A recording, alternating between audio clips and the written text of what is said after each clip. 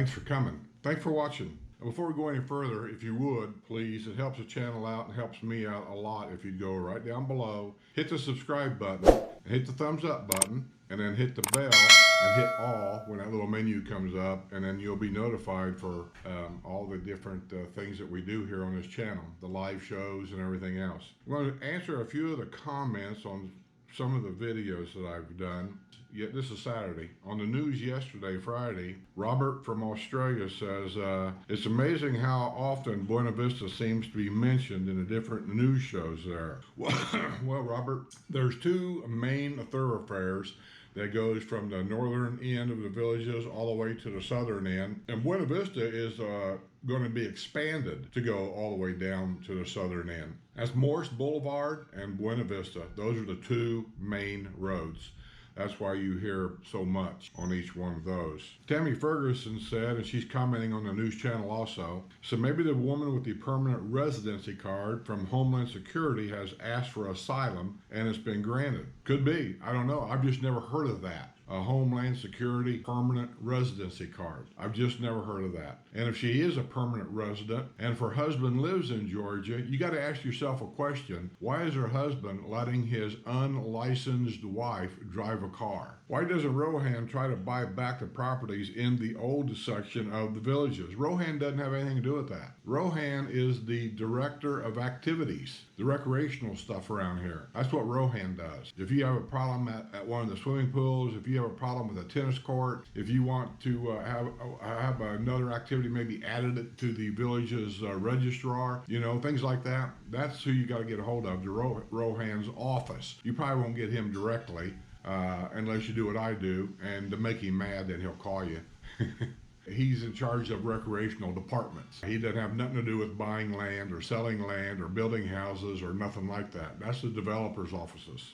So the villages could build their apartments or condos there on the old section. That's what she's talking about. Well, that's all well and true. I imagine the reason why he's doing that at Katie Bell's, he's probably got a 10-year plan here. And we all know, none of us know what it is really. We're all guessing. But if he has to go up there and buy something and then pay to have everything moved out and have it developed and have it built, that's a lot of money out of his pocket. I'm looking at this as a business owner. The Katie Bell's, once it's already been closed down. There's not bringing it back. It's just done. He owns that building. It's already his. It's already there. All he has to do is just add the apartments in upstairs and it's ready to go. The things that I argue about is not that. I don't like the idea of Katie Bell's being gone. I'm not in charge. I think it's kind of a slap in the face because Spanish Springs is one of the main attractions that Sue and I had from the very beginning. And then, of course, the villages added on Lake Sumter and then Brownwood and now down in the Finney area. Spanish Springs has a history here, and by them taking Katie Bell's out, that just takes some of the old time away. But remember, a lot of the old time people that was there from the very beginning, just like Harold, those people are passed away now. They're gone. So now changes are happening. And that just seems to be what happened. It seems to be a generational thing when things happen. It's just a generational change. I don't like it, but as a business person, I kind of understand some of it, of what's going on. It's all about bottom line now. This is a corporation. It's all about bottom line. We do have a good life here. Things are good here, but things keep getting more and more expensive every year. I suppose that happens everywhere. But remember, I don't really care about what happens everywhere. I only care about what happens here because we're a retirement community. So you can't compare us to Indianapolis, Indiana, or Manhattan, or whatever. You have to compare us to other retirement communities in the state of Florida, and how much does it cost in each one of those. John Temulinus says, thanks for doing this great job. Where do I get my news stories? I get them from different areas. Mostly it's the Village's News. I also get them from the Village's Gazette. I also get them from, believe it or not, the Village's newspaper. And I also get them from surrounding information centers. There's also a Sumter County Police website. There's a Lake County, I believe, Marion County and Lake County police sites. You can go there and get pictures and arrest reports and all kinds of stuff like that. It's a lot of places to go, but I'll be honest with you, the news anymore has taken me so long to do, sometimes 2 and 3 days to work on it off and on. I don't work on it 8 hours a day, but to put in the pictures, to download them, to upload them to a news thing and place them in that. It make things easier for me. So 90% of my stuff comes from the village's news. I borrow their pictures and put them on there, and sometimes I will get my own pictures and put them on there. It varies. It just depends on what the news actually is. Enlightened One says, who's maintaining it? This is a comment on the graveyard. I don't know who's maintaining it. It's a very old graveyard. That's been there for a long time. I think there's a ton of unmarked graves there, but as you've seen in the video, the graveyard is still in use to this day. There was 2022 graves. I showed them. So who maintains it? Don't know. Some of the maintaining down here might be different than the way it looks up north, because our grass here doesn't grow like it would up north. So what sometimes looks shabby to somebody up north that's used to a very green, manicured lawn in a graveyard up north, you won't see a lot of that here, because it's just like in a desert, you know. We are kind of a desert area. It just doesn't grow that much. So they'll go in there maybe once a month, once every 2 months maybe, and give it a quick chop down, get some rid of the higher weeds. So really, all in all, the graveyard itself wasn't pristine by any means,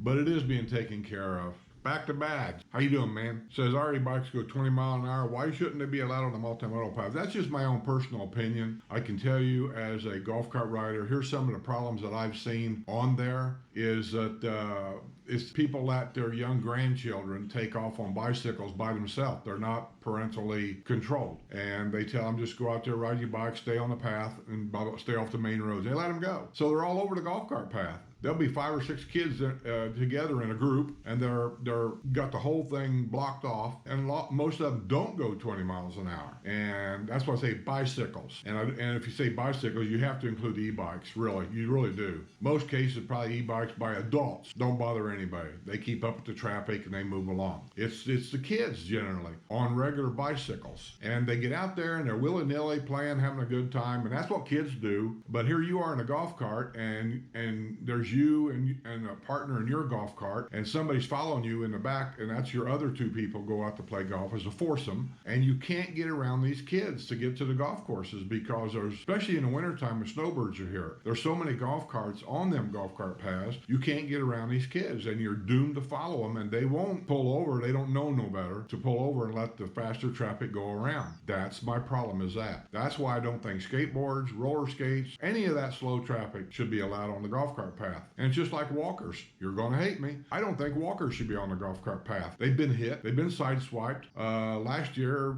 I think there was 1 or 2 of them that were sent to the emergency room. What they need to do is like they're doing down south. And I think that's a smart thing that they're doing down there. And they need to put them, I think, peppered through all the villages. They have them up at Summerfield. I think not Summerfield, Summit. The village of Summitville. Village of Summit. Something like that. That's way up north. That was one of the older villages. They have a walking path up there. I don't know why they didn't extend that elsewhere. Now they're bringing it back down south. Here, we don't have one. It's a golf cart path. They should be putting walking paths in everywhere so walkers don't have to get on the golf cart path, because it's dangerous. A lot of walkers go out at night and walk because it's cooler, especially in the summer. They go out early in the morning, especially in the summer, because it's cooler. A lot of these people don't wear reflective clothes. They don't think about it, and they get hit. And there's a lot of golf cart people that's going out for early morning tee times. They got their headlights on because it's dark, or they're running down to get their early morning coffee, and they're not paying attention either. Like I've said before, there's so many people here running around on pharmaceutical drugs, and they can't see. They got night blindness, and there you are, no reflectors on, no flashing lights on, and they come around a corner and bam, there you are. It's dangerous, and most people aren't paying attention. So if you're not going to pay attention, I think we need to separate them. Spend the money. Put in walking trails. They're putting them in here and there. The people up north is making a very good argument about why they don't have one. It's expensive, yes, but everything's expensive, and I just think it's a good thing to have separate walking paths, if nothing else, to protect people. Cindy G says, keep telling it like it is. Well, I do. And I'm not trying to be rough about it. I'm not trying to be bold. I'm not trying to be snotty. I'm not trying to be mean. I'm just telling you how I see it. And for those that don't live here, they don't see it. So I'm trying to reflect things. Here's what they see. They just see all the smiley faces and all the great things and the fun things. And that is part of it. But what's also part of it is that downtown at the squares, people get arrested because they cause problems. Kids are getting arrested for getting drunk. drunk, shoplifters, the drug problem around here, and that includes the village people also. They have drug problems, and golf carts get stolen. I try to warn them by telling them not to leave their keys in a golf cart, and I'm not joking about that. I could go to Cody's right now, guarantee you, and there'll be a line of golf carts at lunchtime down the road. I could walk down through there with my camera, and I'll bet you I could find at least one golf cart with the keys hanging out of the ignition. Guarantee it. It'll get stolen. It's easy peasy. Report says, who's your IP provider? Ours is Comcast. I've had all kinds of them here. We don't have that many really, but I've had Spectrum, and I had no problem with Spectrum under normal circumstances. But when it came to start doing my live show, the WNL show, I wanted something that was fast and solid. I went down to Spectrum and I wanted to sign up for high-speed internet because I didn't want problems, and they told me I couldn't have it. And so I went to Comcast. It's not that they guarantee me high speed. They got a different name for it. They call it something else and I forget. It's like priority or something. It's expensive. It's like $90 a month. And the reason why I got the high speed is, number one, is before the WNL show. I want to make sure connectivity on my end is solid and good. And so far it has been. I know you've seen glitches on the show, but most of it hasn't been because of the speed of the internet. But StreamYard, that's who I use to put the show on with, they seem to have a problem connecting from my Wi-Fi to YouTube. There's a glitch in there, and they know it. They're aware of it. I've been in contact with them, and they've checked it out. They've substantiated a lot of what I've talked about, and along the way they have worked with me, and they have fixed a lot of things. And what happened this week, I don't know. StreamYard got a copy of that show. The show was going okay until that second me jumped in there. I don't even know why it jumped in there, and I didn't have a kick out button. Normally I have a kick out button for everybody on the show, and I can kick them out no matter who it is. My kick out button was gone on that second person. And on the first person, when I went to kick me out and bring me back in as the second person, I know this sounds complicated. There's no kick out button there either. I had no choice but to stop the whole show and start over again. But I just feel obligated that when we start doing a show and people show up to the show, I feel like we're obligated to do the show no matter what for those people that keep showing up. And we did. And we did the games, and there was some winners, and we gave away prizes, and the guests, I think, got their information out and all that kind of stuff. If not, all they got to do is contact me, and we'll be glad to bring them back on the show again, and we'll go through another round of questioning. But I think most people got the information from them, so that's the best we could do for right now. The Medicare expert, the financial negotiator, said Linda did a phenomenal job on the fly in interviewing the home guest. Yay team. Yeah, that's why I have a co-host. It's somebody that kind of knows what's going on. Melody knew what was going on. Of course, we've lost Melody, and Linda agreed to be the co-host for the last couple shows. I don't think she wants to be a permanent host because her and Roy's going to travel, and I've already been in contact with somebody else that when she can't co-host, somebody else that really knows kind of what's going on. Yay WrestleMania. He's agreed to be a co-host, at least on shows he's available to be able to do it. By the way, let me just say on this one here real quick, if any of you out there has a small business or something like that you're doing that you'd like to come on my show as a guest and talk about it, if you think my show would help you out, get in contact with me. Send me an email. We're always looking for guests. Connie Fritzl. It's not a dumb question, Connie. This is something that started by accident. It just almost become like my logo. She says, I am probably just a dummy. You're not a dummy. I keep seeing the sign that says kudos, Cuotos. I saw you wearing a t-shirt that has that printed on it. It did. It said right here. Please tell me what it means. That's just an abbreviation of see you on the other side. Ray Perkowski says, I don't get porch setting it anymore. Why? I used to. I find out when it's over. I don't know. I can't tell you. You should. If you're subscribed, you hit the bell, and then when that little thing pops up after you click the bell, you click all. You should be notified. I get notified about all my stuff on my cell phone. Just double check. Make sure you're subscribed.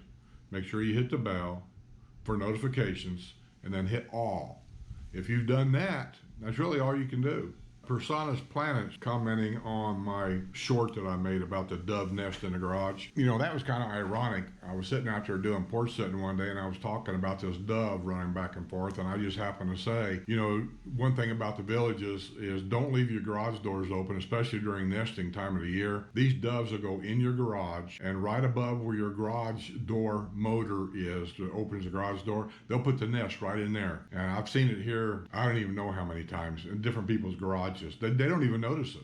Love the Skate says, oh my goodness, this was so interesting. She's making a comment about the graveyard in the villages. But where are the people in the villages buried anyways? Nearby cemeteries outside the villages? Makes you wonder. No, it doesn't make you wonder. Most people here are transient. They're not from here. They're from everywhere up north or out west or wherever. So the odds are mostly people, when they die, their bodies are probably transported back to where they come from, and that's probably where they are put away some way. Charles Bremer says, Skip, how's it going in the villages? We'll be doing a lifestyle visit in the next few months. Good luck, Charles. Hopefully things works out for you, that you find a place likable, and maybe it's the place for you, maybe not. It's hard to tell. If nothing else, you're going to be able to see a lot of things, and if you're only going to be here a week for a lifestyle visit, there's a lot to see, a lot to do, and you're not going to see it all in a week, but you'll get a good feel of what the lifestyle is here. Always remember, Charles, you're really not buying a home here. You know, you're buying more of a lifestyle. People will tell you that the homes here are 10% higher. I don't know where to get that figure, but let's say it's true. They say it's 10% higher to buy a home here than it is to buy a home anywhere outside the villages, at another retirement community. And let's say it's true, but you have to compare lifestyle. Nowhere around us is there a lifestyle like it is here. I'll just tell you that up front. Nowhere. Nobody has the lifestyle we have here. Nobody gives you as much free golf as they do here. Nobody in the state of Florida gives you free golf like it is here. As much as I complain about some things that does go on here that I think could be stopped and should be stopped, all in all, the lifestyle here is unmatchable by anywhere you go. And the price that we pay in maintenance fees and stuff like that is, of all the places I've seen that I can talk about, we're the least expensive of most any place I've ever been. So do your own due diligence, look around, don't take my word for it, ask other people, and come to your own conclusion. Robin Mavis is commenting on the little report that I made about Buy Before You Die, I think was the name of the video. And I titled that to get your attention to some people, not all people, just to some people. Let me give you a little story what led me up to that. I know somebody that's 75 years old, 75. And if you read statistics, and I do read statistics, the average male in this country, depending on what statistic you read, dies around the age of 78 and a half years old. I know, depending on your history, you have to take all that in consideration. And this guy said, well, he really wanted to come here. He's rented here before a couple of times. He wants to come here. He wants to buy here. He doesn't care where at in the villages. He just wants to stay within his budget, and that's fair. But he just wants to wait till the price of houses come down. And I don't know why, because I know the guy, I guess. I just got angry with him. I said, what are you waiting for? He said, if they come down another 10%, that'd save me another $7,000 on a home or whatever. I said, Jesus. I said, why don't you just wait till you're dead? I said, how long do you think you're going to live? And, I was a little rough with him. But I also got a call from his wife saying thanks. She'd been telling him that for years. In your lifetime, you save, you save, you save, you watch your dollars, you watch your dollars, you watch your pennies, that watch your dollars. And you're in that mode. You can't get out of that mode. Even when it's time to let go, you just can't get out of that mode.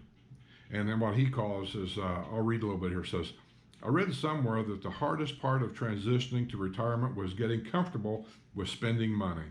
We've spent 50 years saving, saving, saving, and now when it's time to spend, not crazy spending, but for a living. Some people just have a hard time with it. I understand. That's what I did the video. When I first retired, and I'm going to end the video here. When I first retired that first year, I told Sue, I said, this place isn't going to run me broke, because I've seen how some of these places go year after year, raising prices, adding things and stuff. I watched everything. You go from a paycheck every week to a paycheck once a month. And my paycheck here with my Social Security and my UPS pension equals to about 2 weeks worth of paychecks that I did when I was working. Today, that's probably even less. because those guys got a huge raise in this last contract. So I'm making less than 2 weeks' salary now. I watch my bank account literally, I won't say every day, but at least once or twice a week. I have an app where I can get into my account and it shows everything. We do mostly automatic payments. I was watching it and we were kind of like hanging in there. You know, it stayed about the same month after month after month, stayed about the same. Didn't go up, but it didn't go down. And I just got more comfortable with it after about a year, to where now, you know, if I want something, I order it on Amazon. I don't think too much about it. And that first year that I lived here, the first thing I did when I retired was, it was hard for me to settle back and do nothing. I played golf like every day, 7 days a week. And that wasn't enough. So I got a job. I worked for the Villages. So yeah, I had a part-time job. I worked 4 days a week and I played golf 7 days a week. And yeah, it's hard to get settled in sometimes for some people. And with me, here I am. I've been here now going on 8 years full-time. I work third shift practically my whole life. You all know what that is.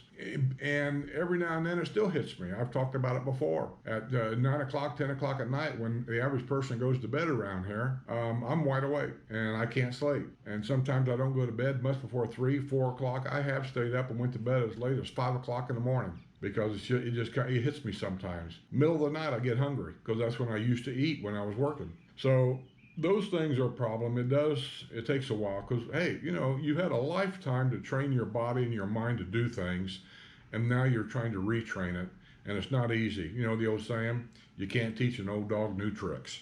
But with that being said, let me get out of here, and I'll see all you on the other side.